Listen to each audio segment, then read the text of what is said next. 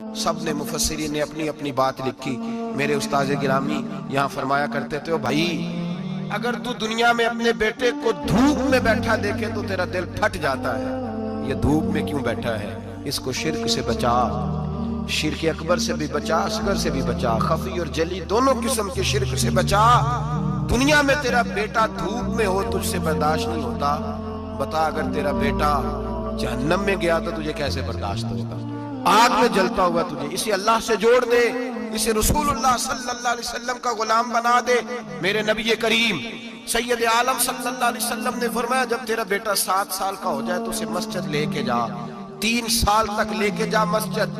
10 سال کا نماز نہ پڑھے تو سزا دے، 3 سال تک خود اپنے ہاتھوں سے ٹریننگ دے، اسے مسجد لے جا، آداب مسجد بتا، اسے نماز سکھا، تو خود لے کر کے جا، بھیجنے کا نہیں کہا. فرمایا جب بچہ 7 سال کا ہو جائے تو اسے مسجد، بڑی محنت کرتے ہیں ہم بیٹے کو بنگلہ دینے کے لیے، بینک بیلنس دینے کے لیے، دن رات ایک کر دیتے ہیں. خدا را اسے نمازی بنانے کی بھی محنت کرو. حضرت بابا فرید الدین گنج شکر رحمت اللہ تعالیٰ علیہ کی اماں کہتی ہیں جب میرا بیٹا پیدا ہونے والا تھا تو میں رب کی بارگاہ میں دعا کرتی تھی، اللہ اگر تو مجھے بیٹا دے تو اس طرح کا دینا بیٹا میرا ہو پر بندہ تیرا ہو. اے اللہ اگر بیٹا دینا تو اس طرح کا دینا، میرے اللہ اس طرح کی مجھے اولاد دینا کہ دودھ وہ میری چھاتی سے پیے پر شکر تیرا ادا کرے. اے اللہ اگر بیٹا دینا تو اس طرح کا دینا کہ قوت روٹی روزی وہ زمین پہ کھائے لیکن اسی زمین پر وہ تیرے دین کا سپاہی بھی بنے، وہ مجاہد فی سبیل اللہ بھی بنے. حضرت بابا صاحب کہتے ہیں مجھے شکر پسند تھی. اماں بڑے جتن کرتی ہے بیٹے کے لیے، بڑا کچھ کرتی ہے، تو بیٹے روٹی ٹائم پہ کھانا فلاں کا. کہتے ہیں مجھے شکر پسند تھی. میری اماں سردیوں کے ٹھنڈے موسم میں اٹھ کے میرے لیے پانی بھی گرم کرتی، مصلی بھی بچھاتی اور پھر ایک پڑیا شکر کی بنا کے میرے مصلی کے نیچے بھی رکھتی. کہتی بیٹا نماز پڑھیں تو اللہ شکر دیتا ہے. آپ فرماتے ہیں میں روز نماز کی 5 نمازوں کا وقت مصلی اٹھاتا تو پڑیا شکر کی ملتی. سکول اور مدرسے کے میں اپنے کلاس فیلوں کو بھی کہتا نماز پڑھو بڑی پیاری شکر ملتی ہے. کہتے ہیں میں روز شکر کھاتا. ایک سویرے فجر کی نماز میں اماں نے وضو تو کرایا، مصلی بھی بچھایا، پر دیہات کی وہ سادی بی بی جس کا سارا کام بھی خلوص پہ مبنی تھا، جو آکسفورڈ سے پڑھی ہوئی تو نہیں تھی لیکن آداب ممتا اسے سارے آتے تھے، جو کسی یونیورسٹی کی سند یافتہ تو نہیں تھی لیکن بیٹے کے ساتھ کس طرح کا رویہ اختیار کرنا ہے یہ سارا اسے پتا تھا. کہتے ہیں سادی اماں نے سارے کام کیے لیکن شکر رکھنا بھول گئی. بابا صاحب کہتے ہیں میں نماز پڑھنے لگا تو ماں نے یہ بھی بتایا تھا کہ نمازی کے آگے سے نہیں گزرتے، نمازی کے آگے نہیں ہوتے. اب اماں کہتی ہے میں مجبور ہوں، درس بھی میں نے دیا ہے، بھول گئی ہوں، اب شکر رکھنے جاؤں گی تو پردہ کھل جائے گا. ایک کونے میں لگ کے ماں روئی، بیٹے کی شفا کے لیے نہیں، بیٹے کی نوکری کے لیے نہیں، بیٹے کے اچھے مستقبل کے لیے نہیں. ماں روئی، آنسو بہے تو کہتی کیا ہے، اے اللہ میں اسے اپنے آگے جھکانے کو جتن تھوڑی کرتی تھی، تیرا بنانے کا جتن کرتی تھی. اے اللہ مہربانی فرما میری پردے داری کر، اگر راز کھل گیا تو میرا فرید نماز نہ چھوڑ جائے. بابا صاحب کہتے ہیں اماں تڑپتی رہی اور میں نے نماز پڑھ کے مصلی اٹھایا. پہلے پڑیا ہوتی تھی اب تو پورا دریا شکر کا بہ رہا ہے. فرماتے ہیں میں نے وہ اٹھائی شکر کھائی اور میں نے چیخ کے کہا اماں جلدی آ، آج بڑی لذیذ ہے، آج شکر کوئی انوکھی ہے. اور آج تو کمال شکر دی ہے میرے اللہ نے، ایک پڑیا کی جگہ پورا دریا بہ رہا ہے. بابا صاحب رحمت اللہ علیہ فرماتے ہیں میری اماں آئی اور میری اماں نے بازو کھولے تو ماں کی ممتا ہی بتاتی ہے کہ اللہ کی رحمت کس طرح کی ہوتی ہے. کہتے ہیں میں نے اماں کے سینے سے لگا تو اماں رو کے کہنے لگی بیٹے پہلے میں شکر دیتی تھی، آج شکر بنانے والے نے شکر عطا فرمائی ہے. ساری زندگی پیشانی سے سجدے کا نور نہیں گیا، ساری زندگی وہ لذت عبادت نہیں گئی، اس لیے کہ استاد نے ڈنڈے سے نمازی نہیں بنایا تھا، اس لیے کہ پیر صاحب نے یہ کہا کہ نمازی نہیں بنایا تھا کہ نماز پڑھو گے تو روٹی میں برکت ہو جائے گی، اس لیے کہ علامہ صاحب کا وہ بات سن کے ہم نمازی نہیں بنے تھے کہ جس نماز میں بتایا جاتا ہے کہ بیماریاں ختم ہو جائیں گی نماز پڑھنے سے. اماں نے رب سے جوڑنے کے لیے نمازی بنایا تھا. ساری زندگی بابا صاحب کہتے رہے اٹھ فریدہ ستیا چاڑو دے مسیح، چل ہن اٹھ فریدہ ستیا چاڑو دے مسیح، او تو ستا ہے رب جاگدا تیری ڈاڈے نال برید. ساری زندگی نماز کا نماز کی ٹریننگ دینا، اپنے بچوں کو اپنے رب سے جوڑنا، اپنے بچوں کو اللہ کے ساتھ ان کا تعلق بنانا، ان کو رب والا بنانا، انہیں رسول پاک کا غلام بنانا، یہ ڈیوٹی ہے ماں باپ کی۔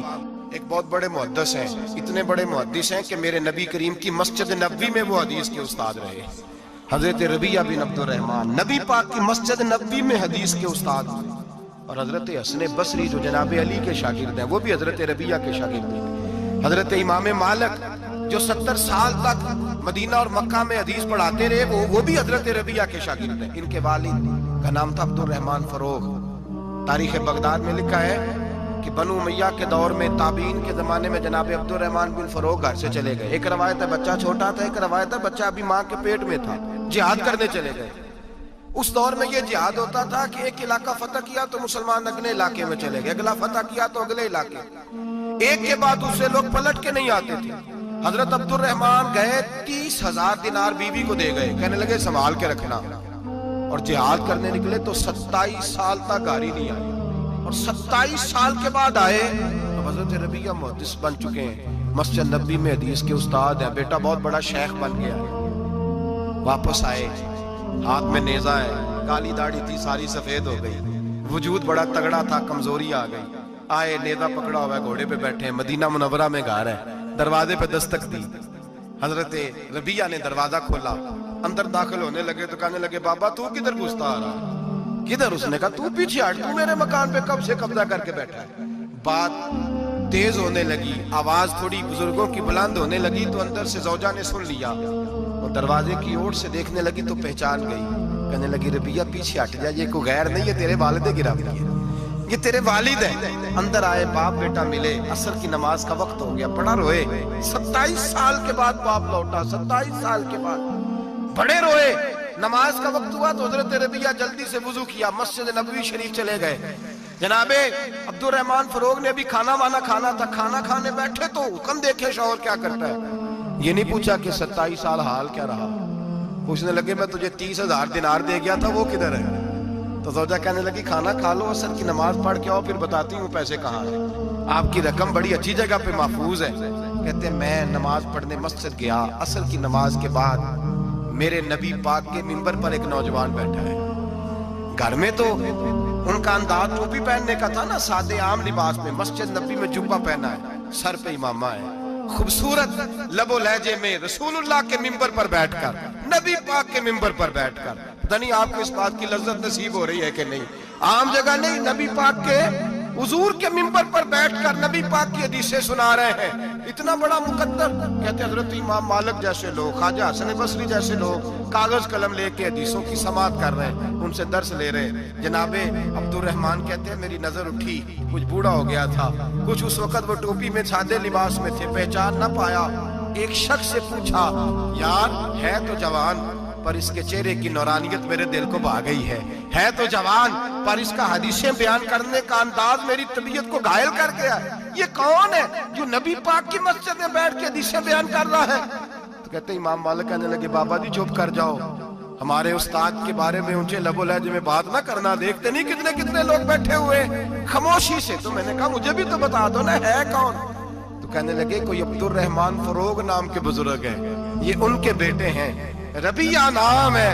کہتے ہیں جب لفظ کہے تو میرے آنسو چھلک کے باہر آئے اور میں حضور کی مسجد میں گر گیا اور رونے لگا کہ یہاں اور میرے رسول پاک سید عالم صلی اللہ علیہ وسلم کے منبر پر اور میرا بیٹا۔ تو میں تڑپ کے گھر گیا اور گھر جا کے میں نے اپنی بیوی کو جب دیکھا تو میرے آنسو نکل گئے، میری بیوی سمجھ گئی کہ یہ میرے محدث بیٹے کو دیکھ آیا ہے۔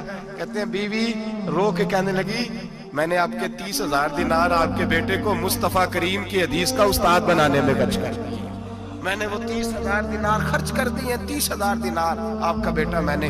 تو کہتے ہیں میں اپنی بیوی کی طرف دیکھنے لگا، میں نے کہا قربان جاؤں، میں اگر اللہ کے دین کے رستے میں تھا تو نے میرے ساتھ نیکی کی ہے، میرا بیٹا بھی دین کے رستے پہ لگا دیا۔